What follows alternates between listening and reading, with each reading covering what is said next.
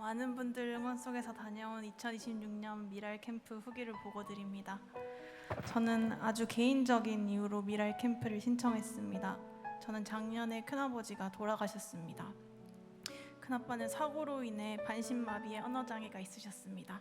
돌아가시고 나서 생각해보니 제가 큰아빠를 더 이해하거나 도울 수 있는 부분이 어떤 게 있는지 알아보려고 노력한 적이 너무 없었다는 생각이 들었습니다.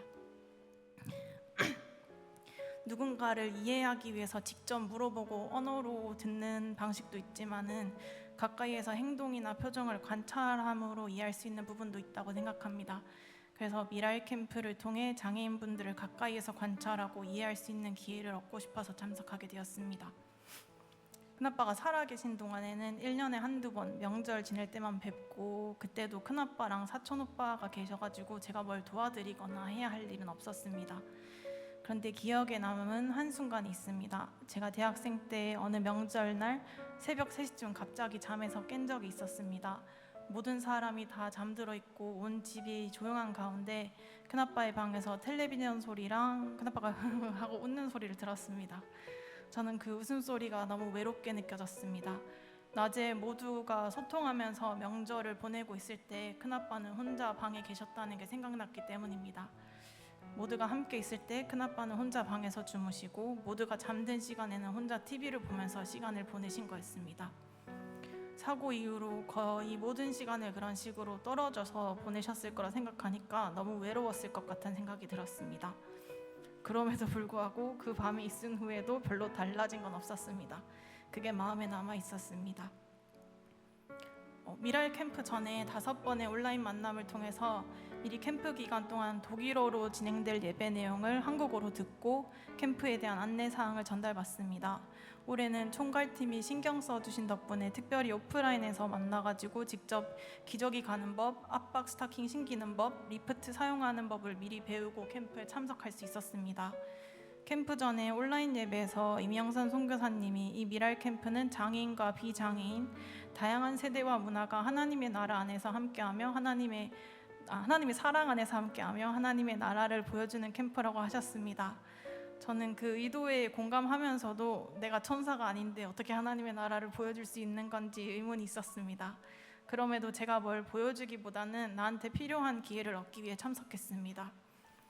캠프 첫날 캠프 장소로 이동 중인 장애인들의 동영상을 단톡방에서 받았습니다. 그들은 너무나 행복하고 무방비해 보였습니다. 저도 모르게 올라오는 거부 반응으로 이 너무나 무방비한 사람들에게 씻을 수 없는 상처를 주게 될까봐 두려웠습니다. 그런데 막상 그들을 만나보니 그들은 조심스럽고 덜덜 떨고 있는 우리를 이미 용서하고 약간은 성가셔하면서 좋고 싫음, 원하는 지시사항을 명확히 표시해줬습니다. 이미 여러 번 캠프에 참석해서 장애인 참석자들에 대해서 알고 있는 동역자들이 자연스럽게 응하는 모습을 보니까 두려움은 어느새 없어지고, 그제서야 그들도 각자의 개성을 가진 하나의 존재로 보이기 시작했습니다.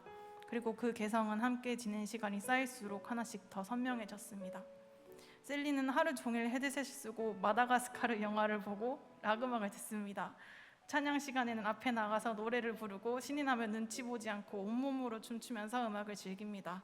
그러다 원하는 만큼의 관심이나 애정을 받지 못하며 마음이 상해서 혼자 전동 휠체어를 몰고 산책길을 몇 바퀴고 돌면서 마음을 추스릅니다. 자기 감정에 솔직하고 그걸 표현하고 다스리는 자기만의 방식이 분명한 사람이었습니다.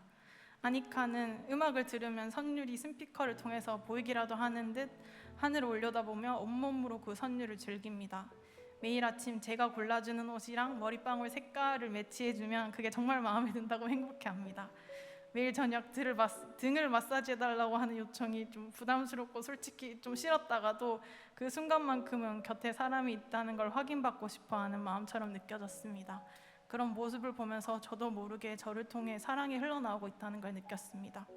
비어테는 미랄 캠프를 참여하기 전에 명선 선교사님을 통해서 토크툴이라는 언어 표현 기계의 사용법을 3일간 배웠습니다. 그 기계로 제 이름은 비어테입니다. 저는 여동생이 있습니다. 제 집 주소는 어디입니다. 라고 표현할 수 있게 된 거를 하루 종일 시시때때로 기뻐했습니다. 셀린도 아니카도 비어테도 각자 자신만의 방식으로 세상과 소통하고 있었습니다. 그리고 그 방식을 알아가는 것 자체가 제가 이 캠프에 오면서 바랐던 바로 그 일이었습니다. 그게 너무 감사했습니다. 미랄 캠프는 새벽 6시 30분에 묵상하고 7시 30분부터는 배정된 장애인의 숙소에 가서 기저귀 갈고 세수, 양치, 옷 갈아입히기 등 아침 준비를 한 다음에 아침 식사를 합니다. 9시 45분부터는 아침 예배랑 팀별 나눔이 끝나면 점심 식사, 2시부터는 날마다 계획된 오후 프로그램을 하고 저녁 시간이 되면 또 저녁 식사, 저녁 이후에는 저녁 프로그램이 이어서집니다. 저녁 프로그램이 9시 30분쯤에 끝나면은 장애인분들을 숙소로 데려다 드리고 기저귀 갈기, 양치, 세수, 필요하다면 목욕 등을 도와드린 다음에 침대맡에서 기도를 드리고 하루를 마무리하는 초고강도의 스케줄입니다. 이 모든 스케줄을 마무리하고 숙소로 돌아가면 밤 10시 30분이 됩니다. 식사 시간에도 도움이 필요하면 장애인분들의 식사를 도와드립니다. 처음 이틀은 진짜 정신없이 지내고 나니까 조금 적응이 됐습니다. 3일차에 이제 조금 할만하다는 생각이 들 때쯤에 함께 아쿠아리움에 소풍을 다녀왔던 레나테 할머니의 대변 기저귀를 갖다드리게 됐습니다. 레나테 할머니는 원하는 바랑 순서가 아주 명확하시고 그걸 독일어로 정확히 지시하십니다. 근데 저는 독일어를 못 알아듣고 침대가 아닌 장소에서 팬티형 기저귀를 갈아입히는 것도 한 번도 안 해봐가지고 도움이 필요했습니다. 그때 이미 여러 번 캠프에 참여하신 경험이 있는 순화 집사님이 계셔서 패닉하지 않고 잘 도와드릴 수 있었습니다. 저는 사실 비위가 그렇게 좋은 편이 아니어서 냄새를 맡자마자 와, 이거 하나님의 나라고 보고 진짜 실전이다 라는 생각이 들었습니다. 구역질하지 않기 위해 숨을 참아야 했습니다. 레나테 할머니는 진심으로 고맙다고 우리에게 말했습니다. 숨을 참아서라도 구역질하지 않아서 다행이라는 생각을 했습니다. 그리고 그날 저도 볼일을 봤습니다. 저희는 같은 식당에서 같은 음식을 먹었기 때문에 같은 냄새가 나는 볼일을 봤습니다. 그걸 깨닫고 나니까 그 이후로 얼굴 근육을 마음대로 움직일 수 없어서 침이 흐르고 음식물이 흐르는 모습, 기저귀를 갈 때 또는 갈지 않았을 때 나는 냄새들이 모두 더 이상 이전처럼 거북하지 않았습니다. 제가 처음 느꼈던 거북함은 사실 그들의 문제가 아니라 제가 아직 서툴렀던 부분이었습니다. 제가 더 자주 닦아드리고 더 익숙하게 도울 수 있게 될수록 자연스럽게 옅어질 감정이었습니다. 저는 제가 몸이 불편해져서 누군가가 제 용변을 처리해주고 제 뒤를 닦아주어야 한다면 어떤 기분이 들지 상상해봤습니다. 너무나도 부끄럽고 연약하고 수치스러울 것 같았습니다. 그런데 이곳의 그들은 기꺼이 우리를 위해 그 연약한 모습을 그대로 드러내 보이고 있었습니다. 그들은 자신의 연약함을 감추지 않고 그대로 내보여 주었습니다. 그리고 그 곁에 함께 있는 동안 저는 그들의 연약함뿐 아니라 제 안에 있던 연약함도 함께 마주하고 그것이 치유되는 기분을 느꼈습니다.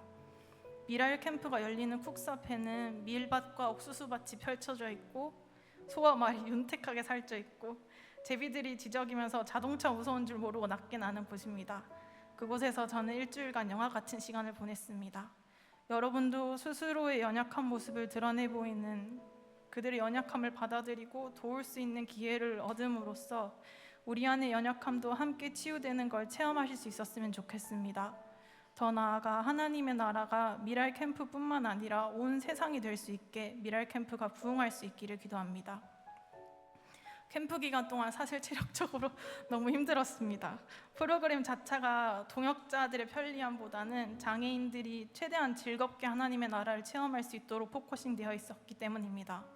그 점이 참 힘들면서 좋았습니다.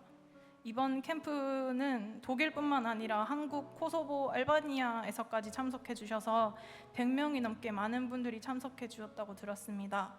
이호연 집사님이 이번 캠프를 위해서 캠프 기간 훨씬 이전과 마지막까지 정말 많은 노력을 기울이셨습니다.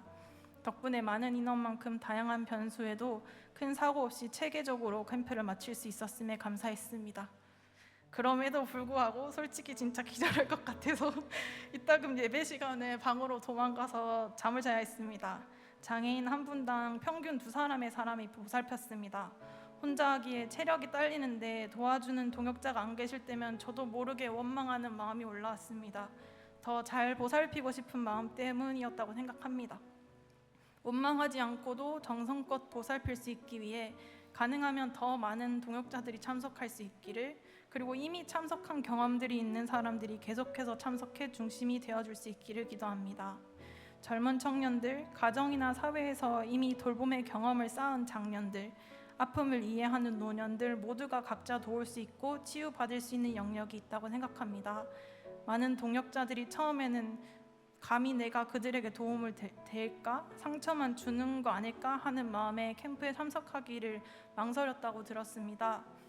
제 경험상 하나님은 모두 그릇에 맞는 역할을 부여해 주시니 너무 두려워 말고 공명하는 부분이 있었다면 참여해 주시면 좋을 것 같습니다. 이로써 2026년 미랄 캠프 보고를 마칩니다. 감사합니다.